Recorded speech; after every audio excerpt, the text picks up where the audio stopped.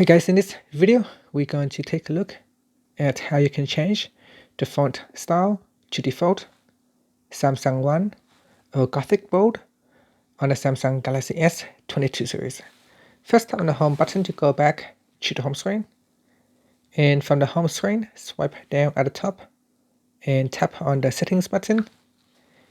In settings, go down and tap on displayed.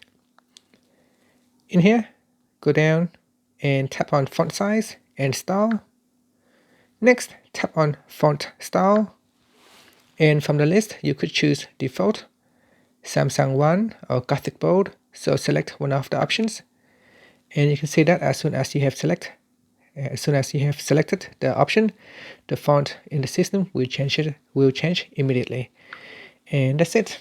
And that is how you can change the displayed font styles on the Samsung Galaxy S22 series. Finally, you can tap on the home button to go back to the home screen. Thank you for watching this video. Please subscribe to my channel for more videos.